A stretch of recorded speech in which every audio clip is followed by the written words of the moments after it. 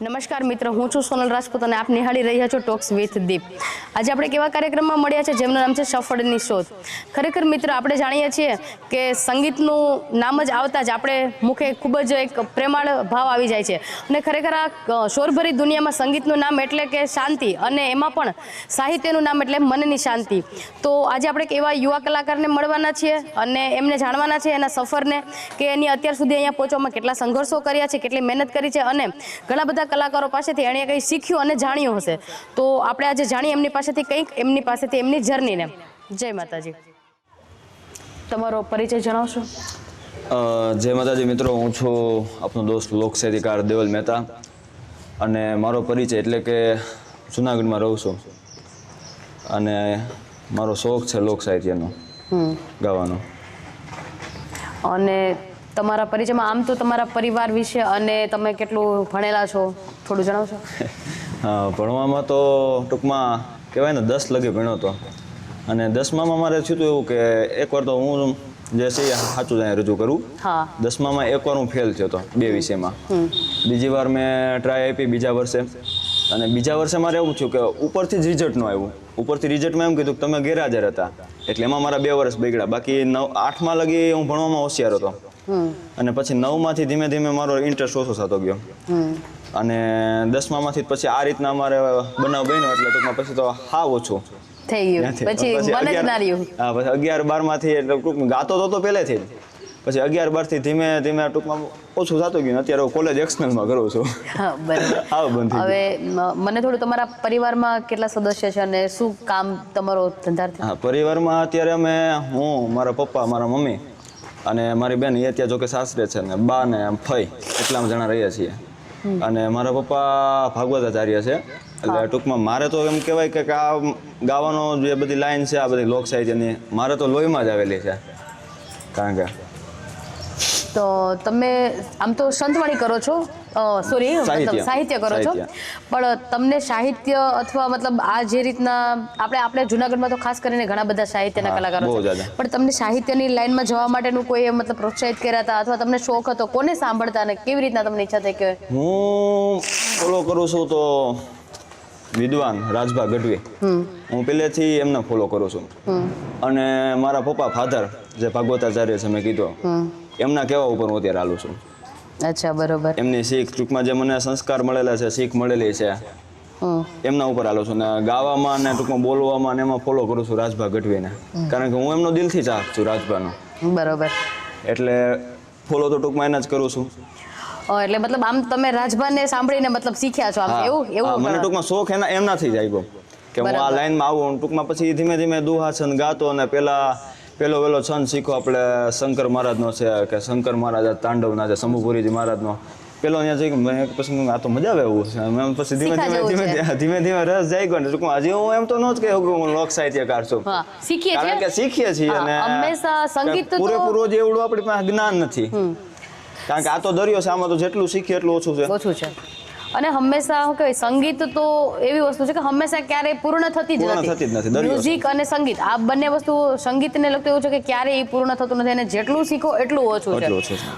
ખાસ કરીને આમ તો તને દેવલ પૂછે કે ભાઈ તમને ફેમિલી તરફથી કેવો સપોર્ટ છે? ફેમિલી તરફથી સપોર્ટ કહીએ એટલે પૂરેપૂરો, જેમાં કોઈ શંકાને સ્થાન નથી. પહેલેથી નાનો હતો ત્યારથી, નાનો હતો ને ત્યારે અમારી પહેલા પરિસ્થિતિ નબળી હતી એટલે હું 7 કે 8 વર્ષનો હતો ત્યારે મેં વેન કર્યું મારા પપ્પા, મારે હાર્મોનિયમ લેવું જ છે.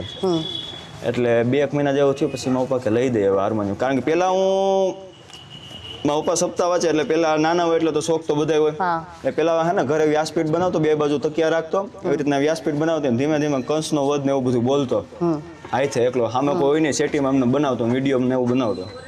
પછી 7-8 વર્ષનો થયો એટલે મેં હાર્મોનિયમનું વેન કર્યું, મારે હાર્મોનિયમ લેવું જ છે.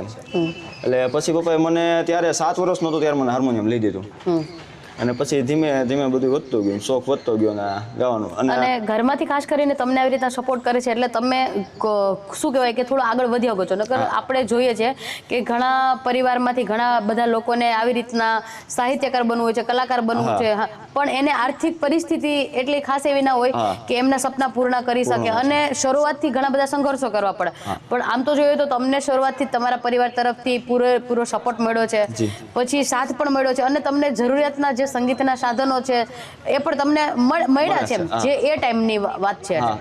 તો આમ તો તમે કેટલી ઉંમરના છો હતા મતલબ ત્યારથી શીખો છો આ?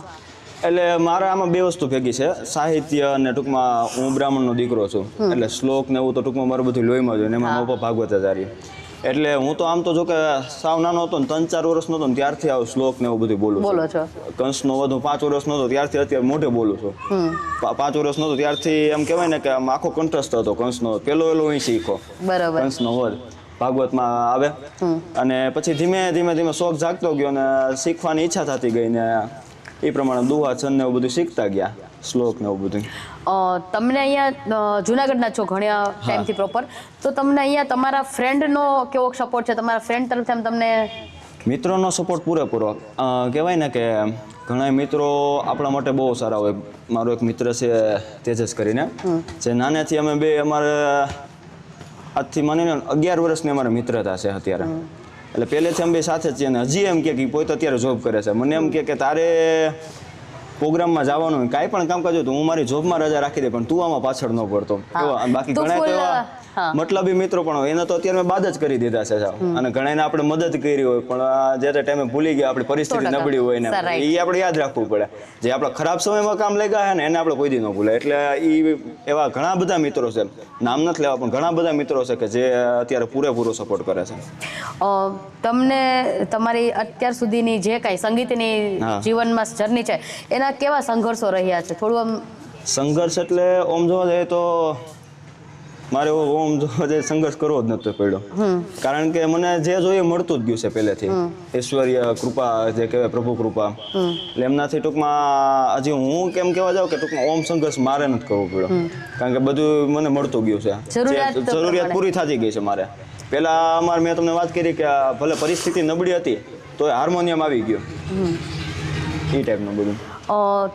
મેં ઘણી બધી તમારી રીલ્સો પણ જોઈ છે અને ઘણી બધી તમારી રીલ્સ વાયરલ થયેલી છે અને ખૂબ જ સારી રીલ્સ પણ બનાવો છો. તમે આમાં મોટિવેશનની રીલ્સ પણ ઘણી બધી બનાવો છો.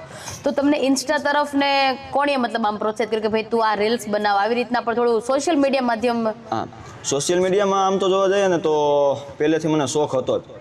યુટ્યુબમાં વિડીયો બનાવતો, પછી ઇન્સ્ટાગ્રામમાં રીલ મેળતો, પછી ઇન્સ્ટાગ્રામમાં રીલમાં વાયરલ થાય એટલે આપણને વધુ મન થાય કે હજી મેળીએ આપણે. એટલે આજથી 4-5 વર્ષ પહેલા મારી 2-3 રીલો વાયરલ ગયેલી. પછી ધીમે ધીમે વાયરલ ગયેલી, પછી ધીમે ધીમે મન થતું ગયું કે હજી આપણે બનાવીએ રીલો. નો વાયરલ થતા એમ થાય કે આ બધું ટાઈમ પાસ છે ને એવું બધું, પણ જેમ જેમ વાયરલ થતું ગયું એમ મન થતું ગયું, પછી એમ ધીમે ધીમે આપણે જાણીએ છીએ ઘણા બધા કહે છે, મને ખાસ ખબર નહીં, પણ શું ઇન્સ્ટાગ્રામમાં રીલ બનાવવાથી કઈ પેમેન્ટ મળે છે, પૈસા મળે છે, એમાં એવું કઈ છે કે નથી? કદાચ આપણે દર્શકો જાણી શકે. ના, એવું કઈ પેમેન્ટનું ઇન્સ્ટાગ્રામ આપતું નથી. એમાં પ્રમોશનનું હોય પેમેન્ટનું, પણ હું પ્રમોશન કરતો નથી. એવું લાગે તો ભાઈબંધ મિત્રનું છે તો આપણે એમનો વિડીયો બનાવી નાખીએ, બાકી પ્રમોશનના એના રૂપિયા મળે, પણ ઇન્સ્ટાગ્રામ પોતે રૂપિયા આપતું નથી. આગળ ભવિષ્યમાં આપે તો કઈ ખબર નથી. બરોબર. હવે તમને અત્યાર સુધીમાં સૌથી સારું જે તમે શરૂઆત કરી છે જ્યારથી સાહિત્ય કરવાની, બોલવાની, તો તમને એવું ક્યાં કોની સાથે ડુઈટમાં અથવા સાથે બેસીને જે તમને શીખવાડતા હોય અને તમને કહેતા કે ભાઈ તું ચાલ મારી સાથે, આ મારા ભેગો ગાજે અથવા બોલજે થોડું, એવું કોઈ સપોર્ટેડ વ્યક્તિ જે તમને સંગીતની લાઈનમાં સપોર્ટ કરતો હોય? એવું સપોર્ટેડ જો મારા ડાયરામાં એક વ્યક્તિ એવું છે કે જેનાથી મારી આ શરૂઆત થઈ છે ડાયરાની લાઈનમાં. કારણ કે પહેલા તો હું ઘરમાં ગાતો એ રીતના, મારા પપ્પાની સપ્તાહમાં ગાતો એવી રીતના સપ્તાહમાં. ડાયરામાં મારી શરૂઆત થઈ મારા માસા જસદણથી છે, કિરીટ કાકા. એકવાર મને એમનો ફોન આવ્યો, મને કે હું તને એક સરપ્રાઈઝ આપીશ, મને કે એટલે ત્યારે મારું ફાઇનલ. મને તો એમ છું શું બીજું કઈ કહી શકે, ગિફ્ટ બિફ્ટ આપવાના છે. હા, એટલે આપણને તો આવડું મનમાં ન હોય. એટલે મને પછી ફોન આવ્યો, મને તારી સરપ્રાઈઝ તૈયાર છે. મેં કીધું હું? એટલે એ કે તારો ડાયરો છે. મેં હું મજાક કરો? મેં કીધું કે આપણને તો મનમાં ન હોય કે એવડો મોટો ડાયરો. મેં કોને આવ્યા? તો એ કે ગીતાબેન રબારી, વિવેકભાઈ સાંચલા, હિતેશભાઈ અંટાળા અને તું. હું વાત કરું હોય નહીં, મેં કીધું કે નાના છે. પછી કન્ફર્મ કર્યો મેં કે હું વાત છે. પછી ત્યાંથી મારી ધીમે ધીમે શરૂઆત કરી અને એમનો મને ખૂબ જ સપોર્ટ મળ્યો છે. જસદનથી મારા માસા કિરીટ કાકા તેરૈયા. તો એનો મતલબ એવો છે કે તમે સ્ટાર્ટિંગથી જ મોટા અને સારા કલાકારો સાથે તમને સ્ટેજ શેરિંગ મળ્યું છે અને તમને ઘણા બધા એવા ચાન્સ મળ્યા છે ફેમિલી તરફથી, કુટુંબ તરફથી કે તમને હવે સ્ટેજ સુધી લઈ ગયા છે. ખાસ કરીને તમને કોઈ ગમતું એવું મતલબ છંદ એકાદું? હા, જો અત્યારે મારું ઇન્સ્ટાગ્રામમાં એક છંદ વાયરલ છે. ટૂંકમાં આપણે ગીત પણ કહી શકીએ, ભાઈઓ વિના ન પડે. એમનો એક છંદ છે, એ સંભળાવો. કે મંગલ ઘડી મહેમાન થઈ આન મલક બધો આવી મળે, પણ હગાવાલામાં હવ કોઈ પણ મને મારા ભાઈઓ વિનાનું નો પડે. અને નો દેખાય પ્રસંગ દુબળો ને ઉડે કાળા કાગડા. અરે જાજા હગા હોય જગતમાં પણ આપણા ભાઈ આપણા. આ મારી રીલ વાયરલ ગયેલી છે, મને ખૂબ ગમતું છે. ખૂબ જ સરસ. આમ તો તમે સાહિત્ય કરો છો પણ તમારો જે વોઇસ ક્વોલિટી જોરદાર છે, મતલબ વિથઆઉટ માઇક પણ તમે મતલબ આમ સ્ટેજને ધ્રુજાવી શકો એટલો પાવર છે વોઇસ ક્વોલિટીમાં અને ખૂબ જ સરસ તમે ગાયું છે. આમ તો દેવલ જોઈએ તો તમારી રિયલ લાઈફ અને રીલ લાઈફમાં કેટલો ડિફરન્સ છે, થોડું જણાવશો? રિયલ લાઈફ ને રિયલ લાઈફ, હું જેવો રિયલ લાઈફમાં છું ને એવો જ રિયલ લાઈફમાં છું. કારણ કે આપણે પબ્લિક આમાં બદલાઈને ન થવું. કારણ કે જેવા સેવા રજૂ થાય તો જ પબ્લિક આપણને સ્વીકારવાની છે. જેવા સેવા જ રજૂ થવાનું. ટૂંકમાં હું અત્યારે અહીંયા કેમેરાની સામે છું, કેમેરાની પાછળ એવો જ છું હંમેશા માટે. એક સેમ એક ડેફિનેટલી મતલબ કે આપણે જેવા છે જેવા છીએ એવા પબ્લિક સામે રજૂ થાય તો જ પબ્લિક આપણને સ્વીકારવાની છે. એ વાત પાકી છે, મારું એવું માનવું છે પર્સનલી. તમે ખાસ કરીને સંતવાણીના ભવનાથમાં એવા ક્યાંય પ્રોગ્રામ કરેલા છે જ્યાં શિવરાત્રીમાં? ટૂંકમાં હું સંતવાણી તો કરતો નથી, હું ટૂંકમાં સાહિત્ય ના ધીમું ધીમું ગાઉં છું ને એવું બધું. ટૂંકમાં ભલે તમે સાહિત્ય કરો છો, ભલે આપણે સંતવાણી નથી કરતા, પણ છે એક પ્રોગ્રામ ની જ લાઈન, પ્રોગ્રામ ડાયરાની લાઈન છે. ભલે એ તો સાહિત્ય કરો છો, તમે ડાયરા કરો છો કે જે કરો એ તો તમને ગાયકી પણ ફાવતી હોય થોડી જતી, પણ તમારું મેન પર્પસ છે સાહિત્યનો. તો તમે એવું કોઈ મોટા એવા કે જે ભવનાથમાં પ્રોગ્રામ કર્યો હોય કોઈ સાથે એને કઈ પણ એકાદો દુહો અથવા છંદ શ્લોક કઈ પણ તમને જે આવડતું એવું કંઈક? હા, એટલે મેં ભવનાથમાં શિવરાત્રીમાં પ્રોગ્રામ કર્યો હતો અને મેં તમને પહેલા કીધું ને કે પહેલો વેલો છંદ એ શીખો હતો.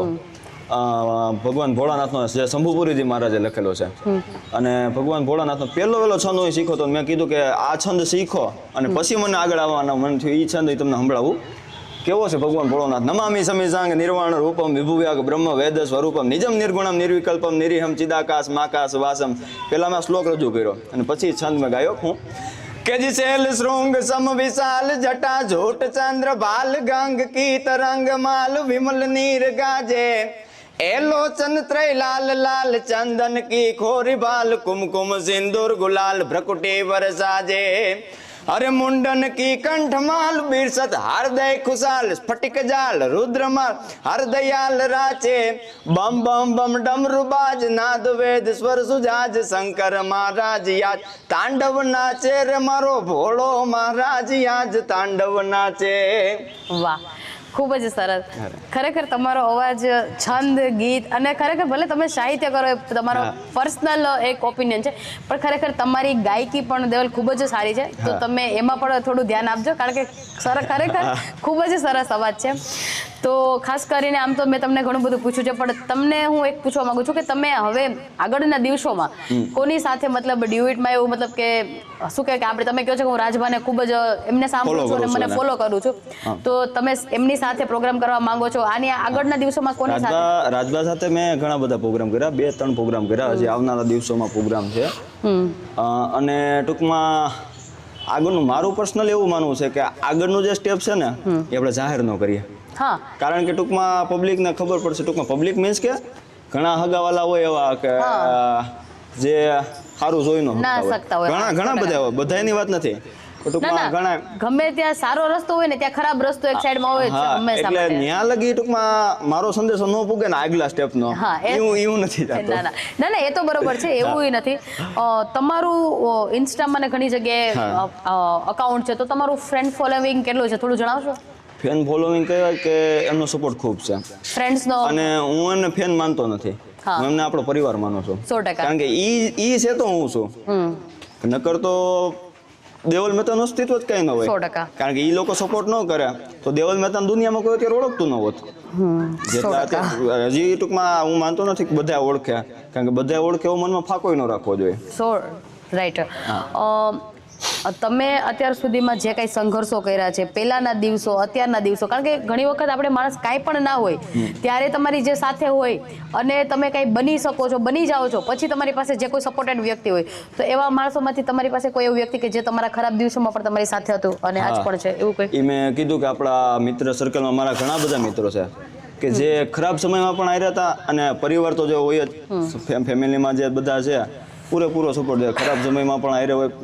અને હજી પણ ભગવાનની દયાથી હજી એવો કારણ કે ડાઉનફોલ આવ્યો નથી. કારણ કે હું સુખી એને માનું છું, કારણ કે મારા પાસે 2 હાથ છે, 2 પગ છે, તો આપણે દુખી છે ને. 100%. એ તો છે જ. તમને કોઈ ગમતું એવું એકાદું લોકગીત આવડતું હોય તો તમે એકાદું કડી ગાઈ શકો? મને રાજભાનું ગીત બહુ ગમે છે કે ઓખો તો દુનિયાથી નોખો કહેવાય, કે તું થયો દ્વારકાનો ધણી ને મારા છોકાળા રણછોડ, તા તો મારા અંગના મરોડ, આજ તો હવ કોઈ બદલાણા હમણાં. એમના માટે મારા કવિ રાજભા ગઢવી કે પણ હું કે ઓખો તો દુનિયાથી નોખો કહેવાય, દ્વારકાના દેવની તો વાત જ ન થાય. અરે મીઠુડી ધરતીના મીઠા ભગવાન, દરિયાના ફળિયામાં દીઠા ભગવાન. અરે ચરણો પખાડે જ્યાં સાગર ગંભીર, નિર્મળ જ્યાં ખળખળતા ગોમતીના નીર, ને જો ઠાકર નો જ્યાં આભે લહેરાય, દ્વારિકાના દેવની તો વાત જ ન થાય. મીઠુડી ધરતીના મીઠા ભગવાન, દરિયાના ફળિયામાં દીઠા ભગવાન. ખૂબ જ સરસ. આજકાલના જે યુવાનો છે એને તમે કંઈ સંદેશ આપવા માંગો છો કે જે મતલબ જે ભલે રીલ બનાવવી તો ખાસ છે એવું કંઈ નથી જરૂરી, પણ કોઈ ખાસ એક ટોપિક ઉપર કે પોતાનું જીવનને એક જગ્યાએ મતલબ હાવ એકદમ ઘણી વખત આપણે જોઈએ છે કે આજના યુવા પેઢીઓ ખાસ કરીને એક્સ્ટ્રા ટાઈમમાં મોબાઈલમાં યુઝ કરીને મતલબ હાવ કાઢે છે, ફેમિલીમાં ખાસ એટલું ધ્યાન ના દેતા, પણ એને કંઈ કહેવાનો ઉદ્દેશ કે ભાઈ એમને થોડું એમને જો કે નાના મોટે બહુ મોટી વાત થાય એટલે એવું નથી, પણ હા હું એક એમ કહેવા માંગીશ કે મારું જે માનવું છે એમ કે હમણાં જે મૂવી આવ્યું લાલો, શ્રી કૃષ્ણ સદા સહાય હતા, 100%. કે એમાં આપણે કર્મનો સિદ્ધાંત, ટૂંકમાં આપણે કર્મ કરતું રહેવાનું છે, ફળ ઉપરવાળાના હાથમાં છે. એટલે હું તો બધાને એમ જ કહીશ કે આપણે ખાલી કર્મ કરતા રહીએ, ફળની ચિંતા ન કરીએ, કારણ કે એ તો જે આપણા કર્મમાં લખ્યું છે એ જ થવાનું છે. કર્મ સારું કરશું તો સારું ફળ મળશે, ખરાબ કર્મ કરશું તો એ પ્રમાણે ફળ મળશે. તમને જેટલા સમય સુધીમાં મતલબ જેટલા ટાઈમમાં તમે જે કાંઈ સાહિત્ય કરો છો, શીખો છો, અને આજ સુધીના જેટલા જેન્યુઅલી તમે અત્યાર સુધીમાં કેટલા પ્રોગ્રામો કર્યા હશે, અને એમાંથી તમારા કોઈ યાદગાર પ્રોગ્રામ કે જ્યાં એ પ્રોગ્રામથી મને થોડુંક એક્સપિરિયન્સ મતલબ ત્યાંથી? પ્રોગ્રામ તો બહુ જ્યાદા કર્યા, કારણ કે અત્યારે ગણ્યા એટલા પ્રોગ્રામ નથી. પણ એક એવો યાદગાર પ્રોગ્રામ કે જે શરૂઆતમાં પ્રોગ્રામ હોય એ તો પ્રોગ્રામ તો થતા જ હોય, પણ સક્સેસ પ્રોગ્રામ કે પહેલી વેલો સક્સેસ પ્રોગ્રામ કયો થયો એ મારો જસાપરમાં થયો. એ પણ મેં વાત કરી કિરીટ કાકાએ એમાં, હા એ અપાવેલો પ્રોગ્રામ. સક્સેસ પ્રોગ્રામ, કારણ કે ત્યાંનો પડકારો બહુ મજબૂત હતો, ત્યાંની રીલું વાયરલ થઈ, ધીમે ધીમે એમાંથી હાલતું ગયું ગાડું. ખૂબ જ સરસ. અમે તો હજી માતાજીને એવી પ્રાર્થના કરીએ કે તમે ખૂબ હજી આગળ છો અને હજી ખૂબ આગળ વધો, અને માતાજી તમને ખૂબ આગળ વધારે. અને થેન્ક યુ કે તમારો કિંમતી સમય અમને અહીંયા ફાળવીને તમે આજે અહીંયા આવ્યા એ માટે ખૂબ ખૂબ ધન્યવાદ. નમસ્કાર મિત્રો, હું છું સોનલ રાજપૂત અને આપ નિહાળી રહ્યા છો ટોક્સ વિથ દીપ. તો અમારી ચેનલને લાઇક, શેર એન્ડ સબસ્ક્રાઇબ કરો, અને કોઈ પણ યુવા મિત્રને પોતાનો ઇન્ટરવ્યૂ આપવો હોય તો અમારી ચેનલમાં કોન્ટેક્ટ કરો અથવા તમારો વિડીયો શેર કરો. અને નંબર છે 9923535170. તો આ નંબર ઉપર તમારો વિડીયો પણ શેર કરી શકો, અથવા કોલ કરી અથવા મેસેજ કરીને કોન્ટેક્ટ કરી શકો. ધન્યવાદ.